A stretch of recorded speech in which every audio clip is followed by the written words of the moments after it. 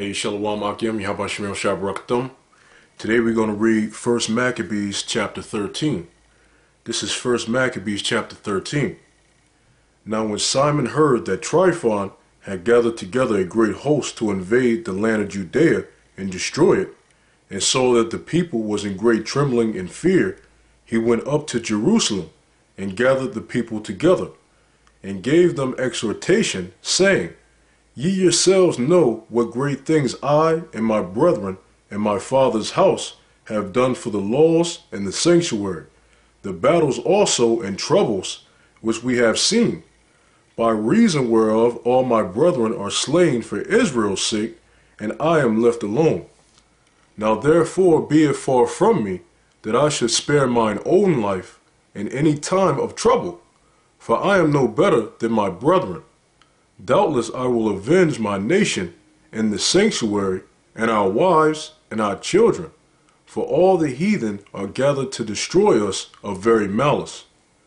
Now as soon as the people heard these words, their spirit revived, and they answered with a loud voice, saying, Thou shalt be our leader instead of Judas and Jonathan thy brother. Fight thou our battles, and whatsoever thou commandest us, that will we do. So then he gathered together all the men of war, and made haste to finish the walls of Jerusalem, and he fortified it round about. Also he sent Jonathan, the son of Absalom, and with him a great power to Joppa, who casting out them that were therein, remained there in it. So Tryphon removed from Ptolemais with a great power to invade the land of Judea, and Jonathan was with him in work. But Simon pitched his tents at Adidah, over against the plain. Now when Tryphon knew that Simon was risen up instead of his brother Jonathan, and meant to join battle with him, he sent messengers unto him, saying, Whereas we have Jonathan thy brother in hold, it is for money that he is owing unto the king's treasure, concerning the business that was committed unto him. Wherefore now send 100 talents of silver and 2 of his sons for hostages, that when he is at liberty he may not revolt from us, and we will let him go. Hereupon Simon, albeit he perceived that they spake deceitfully unto him, yet sent he the money and the children, lest peradventure he should procure to himself great hatred of the people, who might have said, Because I sent him not the money and the children, therefore is Jonathan dead. So he sent them the children and the 100 talents.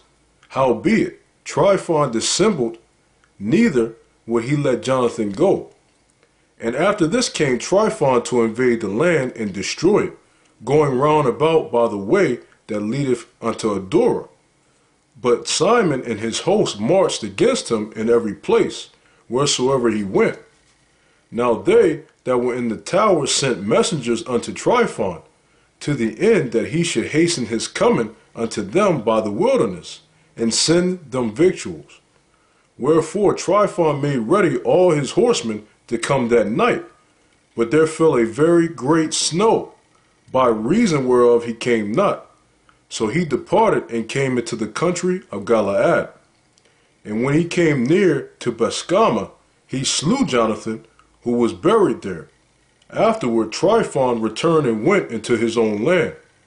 Then sent Simon and took the bones of Jonathan his brother, and buried them in Modine, the city of his fathers. And all Israel made great lamentation for him, and bewailed him many days. Simon also built a monument upon the sepulchre of his father and his brethren, and raised it aloft to the site, with hewn stone behind and before. Moreover, he set up 7 pyramids, one against another, for his father and his mother and his 4 brethren. And in these he made cunning devices, about the which he set great pillars. And upon the pillars he made all their armor for a perpetual memory, and by the armor ships carved, that they might be seen of all that sail on the sea. This is the sepulchre which he made at Modine, and it standeth yet unto this day. Now Tryphon dealt deceitfully with the young king Antiochus, and slew him, and he reigned in his stead, and crowned himself king of Asia, and brought a great calamity upon the land. Then Simon built up the strongholds in Judea, and fenced them about with high towers, and great walls, and gates, and bars, and laid up victuals therein. Moreover, Simon chose men, and sent to King Demetrius, to the end he should give the land an immunity, because all that Tryphon did was to spoil. Unto whom King Demetrius answered and wrote after this manner: King Demetrius unto Simon the high priest, and friend of kings, as also unto the elders and nation of the Jews, sendeth greeting. The golden crown and the scarlet robe, which ye sent unto us, we have received, and we are ready to make a steadfast peace with you, yea, and to write unto our officers to confirm the immunities which we have granted. And whatsoever covenants we have made with you shall stand, and the strongholds which ye have builded shall be your own. As for any oversight or fault committed unto this day, we forgive it, and the crown tax also which ye owe us. And if there were any other tribute paid in Jerusalem, it shall no more be paid. And look, who are meet among you to be in our court, let them be enrolled, and let there be peace betwixt us. Thus the yoke of the heathen was taken away from Israel in the 170th year. Then the people of Israel began to write in their instruments and contracts, in the first year of Simon the high priest, the governor and leader of the Jews. In those days Simon camped against Gaza, and besieged it round about. He made also an engine of war, and set it by the city, and battered a certain tower, and took it. And they that were in the engine leaped into the city, whereupon there was a great uproar in the city, insomuch as the people of the city rent their clothes, and climbed upon the walls with their wives and children, and cried with a loud voice, beseeching Simon to grant them peace. And they said, Deal not with us according to our wickedness, but according to thy mercy.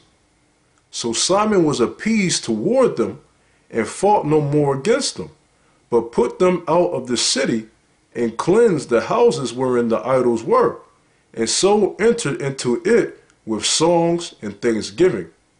Yea, he put all uncleanness out of it, and placed such men there as would keep the law, and made it stronger than it was before, and built therein a dwelling place for himself. They also of the tower in Jerusalem were kept so strait, that they can neither come forth, nor go into the country, nor buy, nor sell. Wherefore they were in great distress for want of victuals, and a great number of them perished through famine. Then cried they to Simon, beseeching him to be at one with them, which thing he granted them. And when he had put them out from thence, he cleansed the tower from pollutions, and entered into it the 23rd day of the 2nd month, in the 171st year, with thanksgiving, and branches of palm trees, and with harps, and cymbals, and with viols, and hymns, and songs, because there was destroyed a great enemy out of Israel. He ordained also that that day should be kept every year with gladness. Moreover, the hill of the temple that was by the tower he made stronger than it was, and there he dwelt himself with his company. And when Simon saw that John his son was a valiant man, he made him captain of all the host, and he dwelt in Gazara. That's 1 Maccabees chapter 13. Yahweh Shem El Shah Barak Atum, and as always, double shalom.